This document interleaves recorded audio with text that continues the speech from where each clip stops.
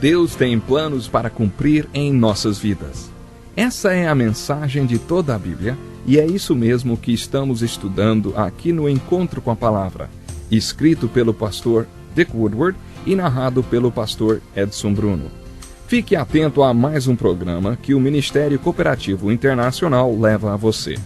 Com você agora, pastor Edson Bruno.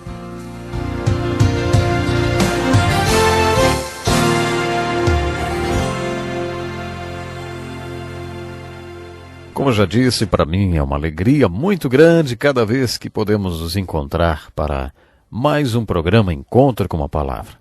Nesse estudo estamos analisando toda a Bíblia e já chegamos ao estudo dos livros históricos de 1º e 2º Samuel. Nesses livros históricos vimos o pecado de Davi. No entanto, é no livro de Salmos que lemos sobre a confissão desse pecado. No Salmo 32, Davi nos fala sobre a confissão e o arrependimento do seu pecado e do perdão que ele experimentou. Quando estudamos 2 Samuel, dos capítulos 11 a 18, aprendemos que Davi passou um ano inteiro escondendo seu pecado. Esse deve ter sido o pior ano da sua vida. Podemos até concluir que durante todo esse ano Davi não orou. Durante esse ano ele também não pregou a palavra de Deus. Durante todo esse ano ele não louvou a Deus, nem dirigiu seu lindo coral e orquestra de levitas. É provável que Davi sequer tenha ido à tenda de adoração, apesar de ter sido sempre esse o seu costume diário. Espiritualmente, Davi estava impotente e a sua capacidade para governar como rei estava prejudicada. Uma vez, vi um mosaico com o desenho de um herói sobre um cavalo branco. Embaixo do mosaico havia a seguinte inscrição: "Eu tenho a força de 100 homens porque meu coração é puro." O contrário também é verdadeiro.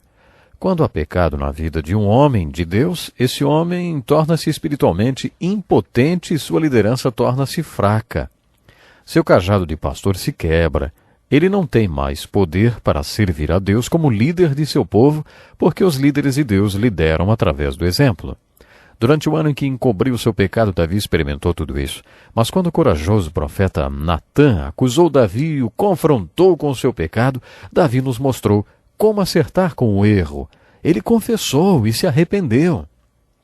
No Salmo 32, Davi nos fala sobre os resultados dessa experiência de confissão e arrependimento. Dizem que os detalhes não são o assunto mais importante para se falar das experiências espirituais. Observe as experiências espirituais dos homens de Deus na Bíblia. Os detalhes dessas experiências variam muito e são muito diferentes. Mas preste atenção em um ponto. Os resultados de suas experiências são semelhantes. O que Davi está nos falando no Salmo 32 é resultado da sua confissão e de seu arrependimento. Ele coloca da seguinte forma: "Como é feliz aquele que tem suas transgressões perdoadas e seus pecados apagados. Como é feliz aquele a quem o Senhor não atribui culpa e em quem não há hipocrisia. Enquanto eu mantinha escondidos os meus pecados, o meu corpo definhava de tanto gemer. Pois dia e noite a tua mão pesava sobre mim, minhas forças foram se esgotando como em tempo de seca. Então reconheci diante de ti o meu pecado, e não encobri as minhas culpas. Eu disse: confessarei as minhas transgressões ao Senhor, e tu perdoaste a culpa do meu pecado. Portanto, todos os que são fiéis, orem a ti enquanto pode ser encontrado, quando as muitas águas se levantarem, elas não os atingirão." Davi afirma no Salmo 32 que o primeiro resultado da confissão e do arrependimento é a ausência de culpa. É a bênção do perdão. É isso que experimentamos quando confessamos e nos arrependemos, e é assim que devemos orar. Será que isso significa também que as pessoas santas de Deus pecam?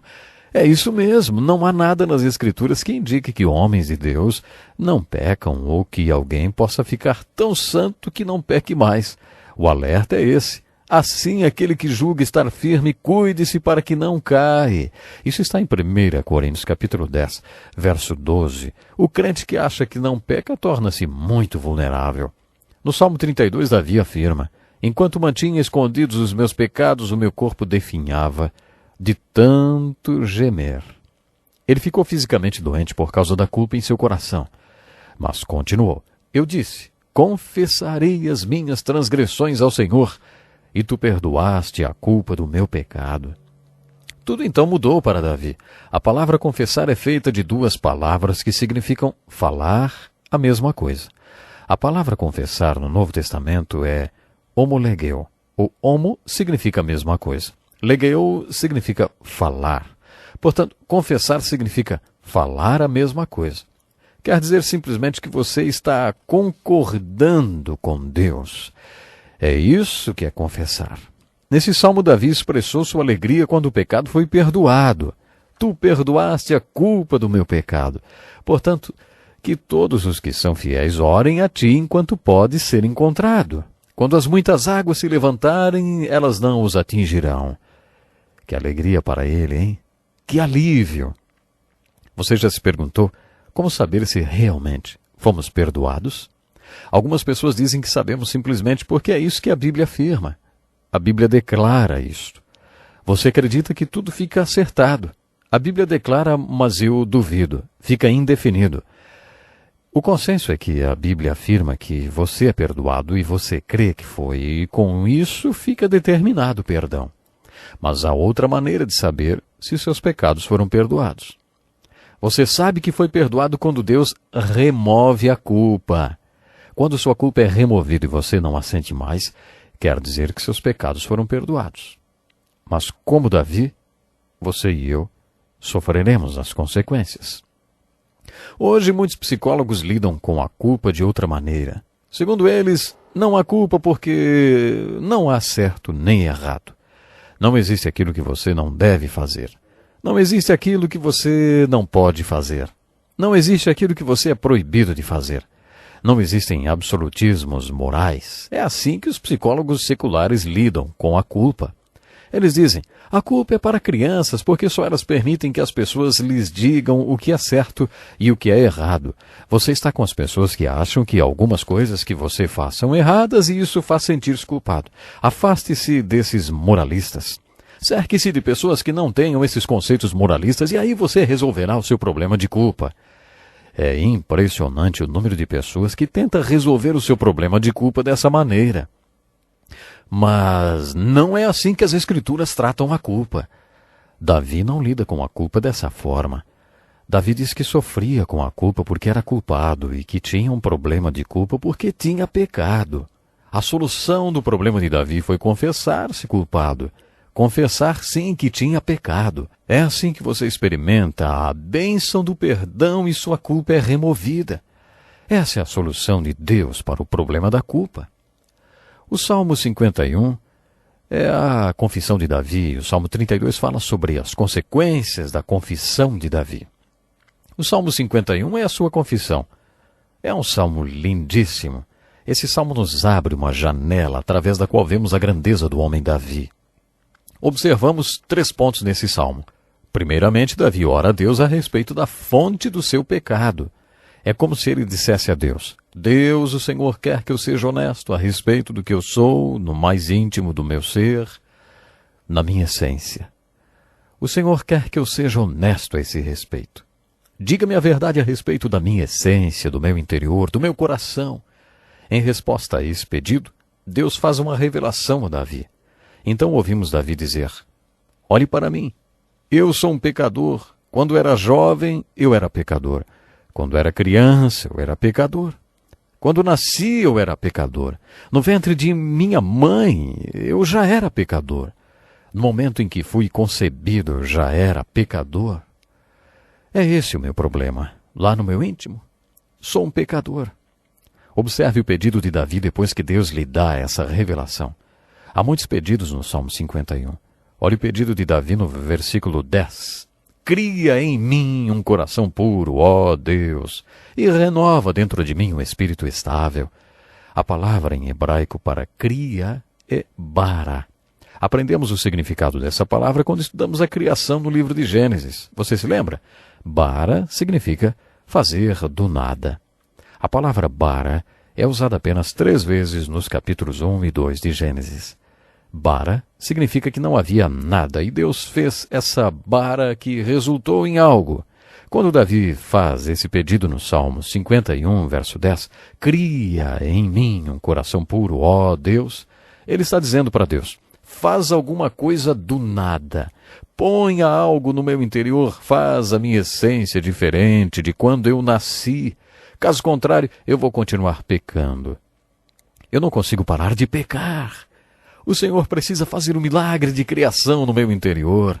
Essa é a única maneira de eu viver uma vida que o glorifique. A resposta a esse pedido é o que o Novo Testamento chama de novo nascimento.